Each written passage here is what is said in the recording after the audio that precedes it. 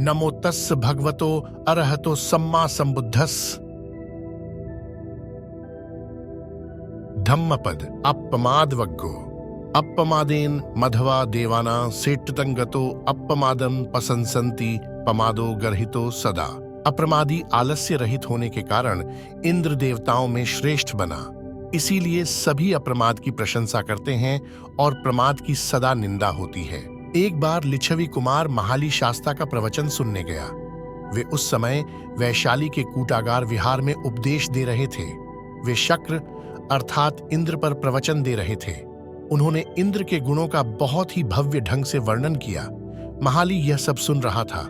उसने विस्तृत वृत्तांत सुनकर सोचा कि निश्चय ही शास्ता इंद्र को व्यक्तिगत रूप से जानते हैं और उससे उनकी भेंट हो चुकी है, अन्यथा वे इतने अच्छे ढंग से इंद्र के विषय में जानकारी नहीं दे पाते। लेकिन वह इस बारे में सुनिश्चित नहीं था, अतः अपनी शंका समाधान के लिए उसने शास्ता से प्रश्न कर दिया। तब महाली के प्रश्न के उत्तर में शाक्य मुनि ने उसे समझाया, मैं इंद्र को खूब अच्छी तरह जानता हूँ। मैं यह भी खूब अच्छी तरह जानता हूँ कि वह शक्र या इंद्र कैसे बना और फिर देवताओं का राजा भी किस प्रकार बना। उन्होंने इंद्र के पूर्व जन्म की कहानी बताई कि इंद्र अपने पूर्व जन्म में मचाला गांव में मेघा नाम से जन्मा था।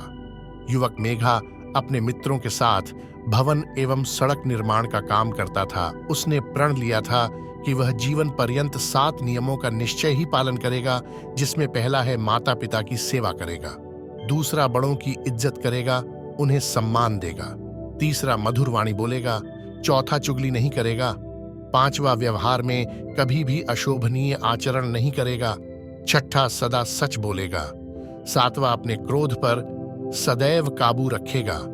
उसने इन 7 नियमों का पालन करने का प्रण ही नहीं लिया, वरन पूरे जन्म उनका पालन भी किया।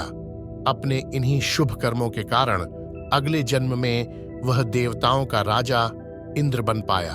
संसार में यह देखने को मिलता है कि जिसके अंदर संकल्प शक्ति हो, मन में ईमानदारी एवं पवित्रता हो, उद्देश्य महान हो, समाज के हित में हो, परिश्रमी हो, वह समाज में श्रेष्ठ बनकर ही रहता है। इन्हीं कारणों से ही तो इंद्र देवताओं में श्रेष्ठ बना।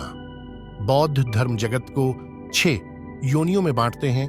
नरक योनि, प्रेत योनि, तिर्यक योनि ये 3 दुर्गतियां हैं और मनुष्य योनि, आसुर योनि और देव योनि ये 3 सुगति योनियां हैं। सुगति योनि में भी मनुष्य योनि सर्वश्रेष्ठ है, क्योंकि मनुष्य योनि से अनंत पुण्यों का संचय कर व्यक्ति बुद्ध बन सकता है। मनुष्य देवताओं का भी हित कर सकता है। जैसे बुद्ध ने प्रथम धर्मचक्र के समय कहा है, चरठ भिखवे, इंद्र की ऋषि दधीचि की शरण में आने की कथा प्रचलित है। जितने भी बुद्ध हुए वे सभी मनुष्य योनि से ही बुद्ध हुए हैं। मनुष्य योनि में दान, शील, क्षमा, समाधि, प्रज्ञा आदि पारमिताओं की साधना संभव है। देव योनि आदि में नहीं, क्योंकि वहां सभी लौकिक सुख सुविधाएं उपलब्ध होती हैं, किसी प्रकार की समस्या नहीं होती, त्रिदुःखों में से दुखता नहीं होती, इसी कारण मोक्ष की भावना पैदा नहीं होती। इसके बिना व्यक्ति पारमिताओं का सेवन नहीं कर पाता। वहां दरिद्र नहीं होते हैं जिन्हें दान करें, इसी तरह नहीं वहां शील, क्षमा आदि की साधना हो सकती है।